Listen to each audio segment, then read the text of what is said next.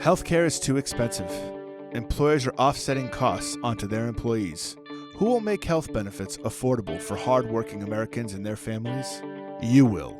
This is the Empowering Plans Podcast, a show dedicated to helping you once again emphasize the benefit in benefit plan. Now prepare to learn, plan, save, and protect with the FIA Group.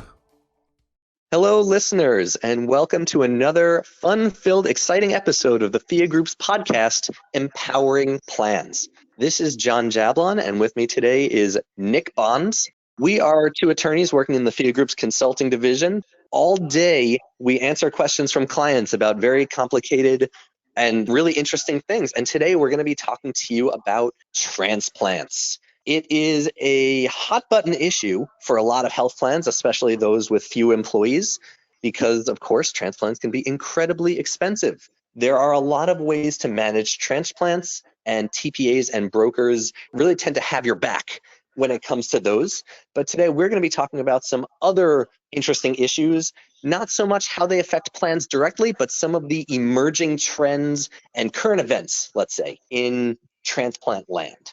So, Nick, you found a really interesting article and shared it with me, and I thought that it was a fantastic topic for our podcast, and we ran with it.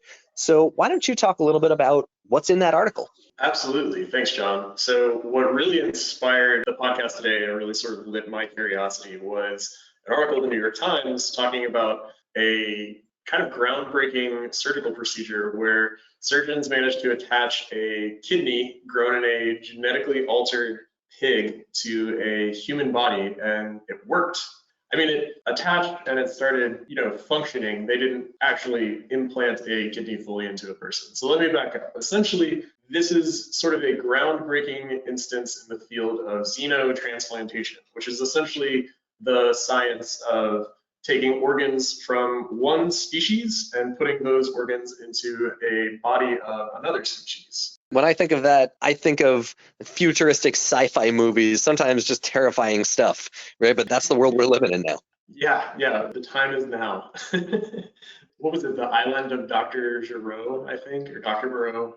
There's like a classic sci-fi movie of a surgeon kind of grafting people's bodies into animal parts. It's spooky stuff, but this is a little less extreme than that. Essentially, they attached it to a patient who was legally and medically brain dead. So it was essentially just a functioning body. And with the consent of that patient's family, these surgeons were able to attach the pig kidney, the genetically altered pig kidney, to, I think, the upper thigh to connect it to the blood vessels and tissues of the patient's upper thigh. And they were able to get the blood and other vessels to operate normally. They were able to run through the kidney. The kidney started producing the chemicals it's normally going to be producing in a human body and started to actually function. And in fact, functioned much more quickly than a lot of the surgeons have seen other human organs in transplants start working. So it's not uncommon for even a one-to-one, well-matched human organ transplant to not start functioning like normal immediately. It might take hours, even days. And this genetically altered pig organ actually started working almost immediately. So it's very exciting. It was, again, transplanted into a patient who was medically brain dead. So the procedure only measured the effects of his heart for, I think, just a little over 2 days. It was 52 or 54 hours, something like that. So it's not maybe the most exciting resurrection of a body with a transplanted organ or something, but it is kind of a sea change in this field of xenotransplantation. And I think it's kind of fired up a lot of people's imaginations in this field because previously we've tried similar experiments transplanting organs from animals into humans. And I think a common idea was that the most genetically similar animals would be good candidates. So transferring organs from apes or monkeys was sort of thought to be a logical kind of smallest possible species gap, but there are kind of mechanical and functional reasons why that didn't work as well. For one, most of those primates are endangered, so it's very difficult to gather viable organs from them in a legal and ethical way. Two, those animals tend to be significantly smaller than the average human being, so a heart from, say, a baboon would not be the same size as your average human adult-sized heart would be, which is where the pig comes in. So pigs, they're not as closely genetically related to humans as, say, a monkey might be, but they are roughly the same size as humans. They're not endangered, and they grow very, very quickly. So the potential of using pig organs actually makes a lot of sense. And it sort of evolves out of how much we've used pig parts in transplantation science recently. So we've already started using pig corneas to fix damaged human eyes. We've used pig skin tissue as temporary skin grafts. We've actually started harvesting different pig tissues to create some of the blood thinners and other drugs that we use a lot in humans today. And even pretty commonly, surgeons have been able to take the valves from a pig heart to replace the valves in a human heart when they stop functioning normally. So it's sort of a logical progression of some of that same work, but it is, pretty exciting stuff, I think. And it kind of has a lot of potential implications on the current situation in the transplant space. And I think you've done a little reading into that as well. Yeah, absolutely, Nick. That's great stuff. And, if anybody listening here happens to be a pig farmer, don't get excited quite yet. Because like Nick mentioned, these are not just sort of, you take it out of a pig, you stick it in a human. Of course, it's not that simple. If it were, we would be having a different conversation, I think. But remember that the pig organ here was genetically altered or genetically modified. And what that entails, I can't even imagine. I mean, especially the cost. I mean, obviously, as time goes by, the cost of things like that will get lower, but still, that's sort of an intense step in the process that I can't even speculate about at this point. But just know that, this is not like anybody who has pigs is now potentially an organ farmer. It's just not that simple. Yeah, that's a good point, John. This wasn't just any, bog standard pig that you might see on a farm these days. They had to sort of rely on a lot of the more recent developments in cloning technology and gene editing technology to be able to turn off specific genes in the pig that tend to increase the likelihood of that organ being rejected. So they had to do a lot of work mapping the genome and selectively editing it to genetically modify this pig and this organ specifically to try to give it the best possible chance of not being rejected by the human body once it was transplanted in. So the amount of work and the amount of money that goes into just that end of this whole process is a little mind-boggling, but I'm sure that's one of those things that as this technology develops would hopefully become more and more affordable.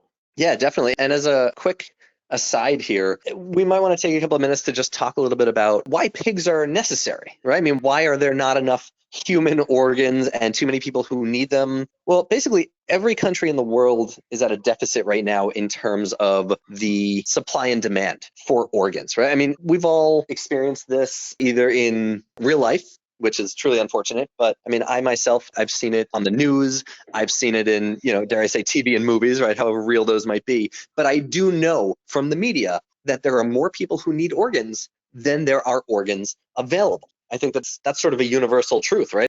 Stat for you on that, John. United Network for Organ Sharing, they released statistics showing that last year, over 114,000 people needed an organ transplant, and fewer than 35,000 organ transplant surgeries were performed. So not even a third of the people that need organs had a chance to receive one. Oh boy, and that's in the world, or is that in the US? That was in just the United States. I imagine those numbers are even more drastic if you look at a global scale. 1,000 just in the US. That's insane.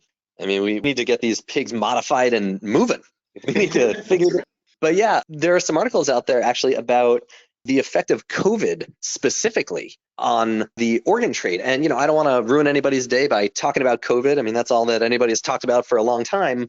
But it is worth noting that apparently the tanking of the economy, or at least a lot of people's misfortune during COVID, has resulted in a lot of people wanting to sell organs. And that's not quite condoned by most civilized countries, right? I mean, for whatever reason, we are deciding that even though you've got these valuable things in your body, it is illegal to sell them and it is illegal for anybody else to buy them. I think that a lot of the time it makes sense, but I digress, right? But there may be certain things that it would make sense to maybe be able to commoditize and sell if you've got, say, more than one of them or something, like a kidney, for instance.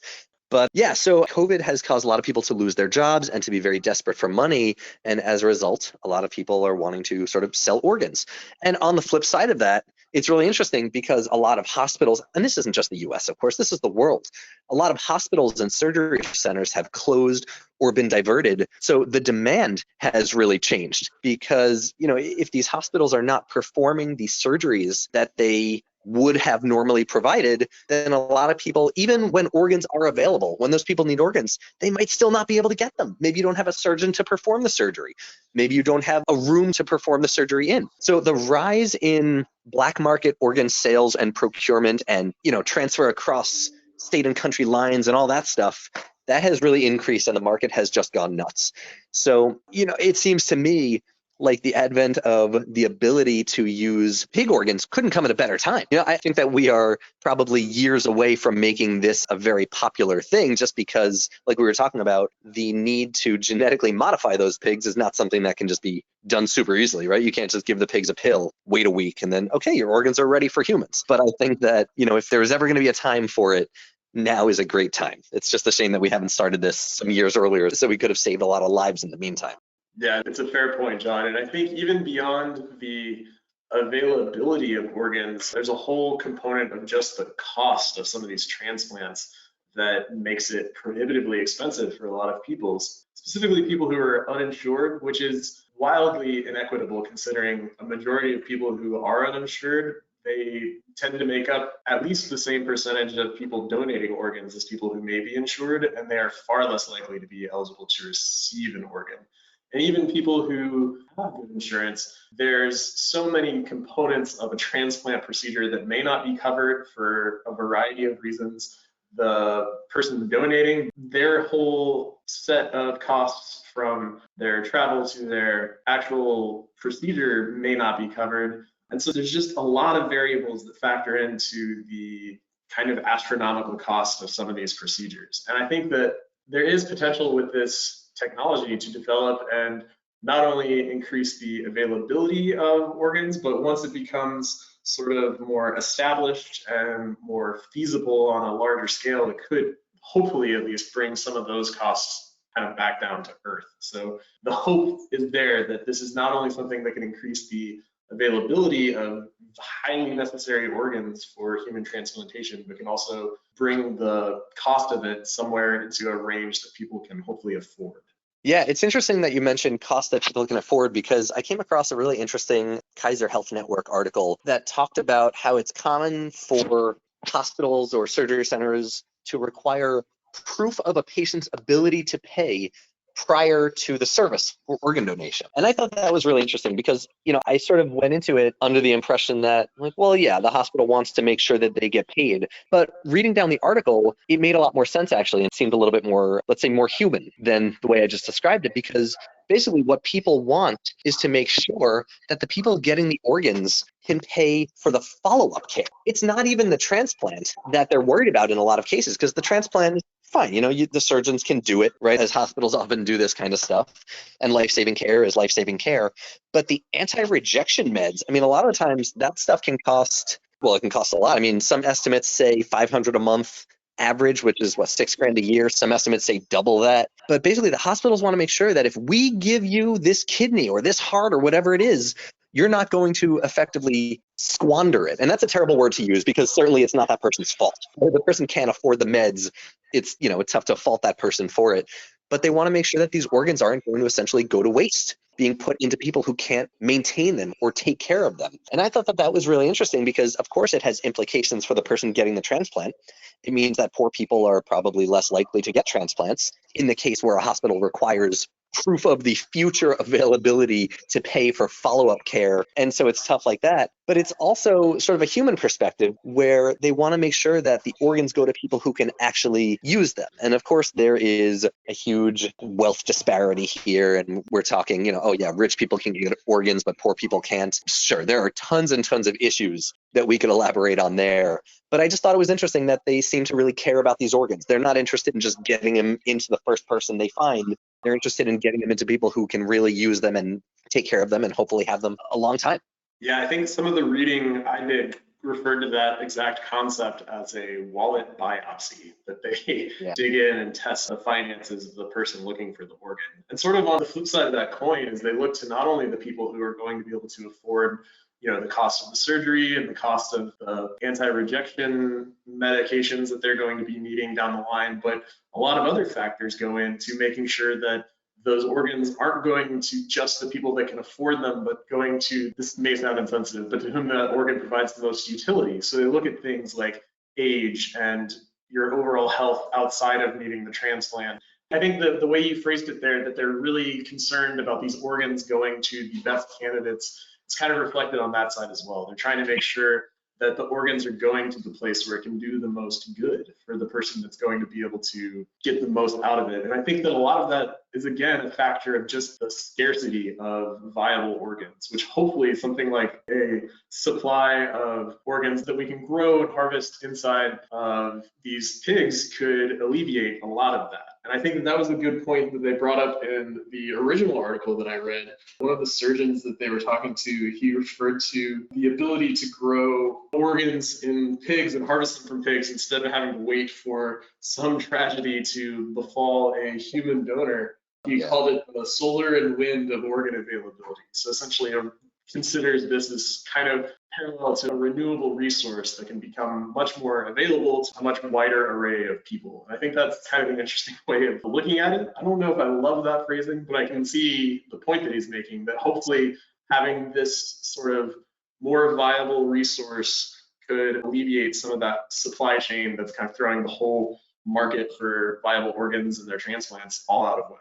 Yeah, and in the last few minutes, I'd like to bring up two things. One is, Nick, this article you found from Health Affairs is very interesting. It talks about how basically uninsured people are systematically denied access to transplant evaluation. And if you can't get evaluated, well, you can't get an organ, right? They're not going to give an organ to someone that they don't know if you can get it, and they won't find out if you can get it if you don't have insurance, because someone's got to pay for that evaluation to begin with. It's a really just a terrible cycle that it seems like we're going through, where these organs are probably going to go to younger, healthier patients with better insurance because you're more likely to get evaluated. And, obviously there are going to be factors like geographical location, right? If you can't easily get to a place to evaluate you, then you may be less likely to be evaluated than a person who lives in, say, here in Boston, where there's a hospital every block. So these factors that we might not think of day to day really do tend to come into play. Until I read this article, it never occurred to me that, well, yeah, if you don't have insurance, maybe you can't get evaluated. And then if you can't get evaluated, you probably can't get an organ. So apparently having insurance is more valuable than just paying for the cost of the transplant, because without insurance, you might not even get that far to begin with. I thought that was really interesting. Right. Yeah, it sort of operates as a gatekeeper to the whole process. Yeah, and then the other thing I wanted to bring up before we left, and this is interesting, I've never thought about this before. So we talk a lot about medical tourism in this industry and at FIA, and that term generally refers to traveling somewhere to get care. At least when we talk about it, and when we talk about it with other folks in the self-funded industry, it normally doesn't have any sort of negative connotation. It's usually just, there's a surgery center out in Oklahoma that's going to do this for a cheap, transparent price. So let's go do that. That's medical tourism. And even international medical tourism, sort of the same thing. But I saw a journal article that talked about a difference between the term transplant tourism and travel for transplants. Apparently, those are very, very different in the global community. Travel for transplants and transplant tourism. Transplant tourism is actually a term that has a huge, huge stigma, because apparently transplant tourism tends to refer to the, let's call it the black market of organ travel and procurement and shipping. Whereas travel for transplants is a more above board way of talking about it. So for travel for transplants, you're going somewhere to get a transplant, usually somewhere in the global north. And then in transplant tourism, that tends to be bigger in the global south, where people are, selling organs and doing all sorts of stuff to violate local and international laws. So it almost makes me rethink the term medical tourism. And, maybe we should use travel for medicine or something like that instead. We're not going to change it. We're not going to start talking about that. That's just going to confuse everybody. But yeah, apparently on the global scale, transplant tourism, that word tourism, has a real negative connotation. Yeah, I think in the context of transplant tourism, a lot of the issue there is sort of the fact that transplants unlike a lot of medical care, is almost more of a kind of a zero-sum game. So every organ that gets transplanted into a transplant tourist is one less organ that could go to a person in need in that country. I feel like that's a subtle distinction that has to be drawn, but it does make you think a little bit more about the concept of medical tourism and how that can be a drain on the local medical resources of whatever area you as a tourist are visiting to receive that kind of care. That's probably a whole nother podcast. We could run down just talking about the medical tourism and transplant tourism and the kind of potential that has. Yeah, and so, just in case you're thinking of putting transplant tourism into your health plan document, you might get some human rights activists on your tail for that, even though you mean well. Right, yeah. So Nick, is there anything else that you wanted to make sure we brought up before we let these fine listeners go for today?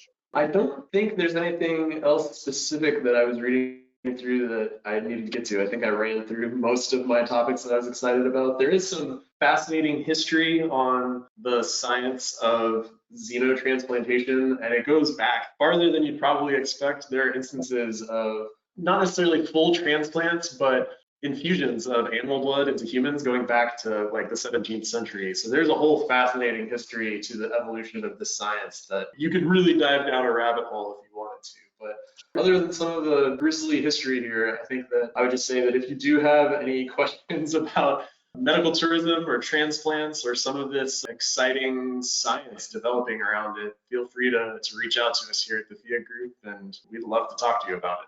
Yeah, and if you're looking to buy a kidney, we are your guys, so just let us know. I have at least one with your name on it. So Fantastic.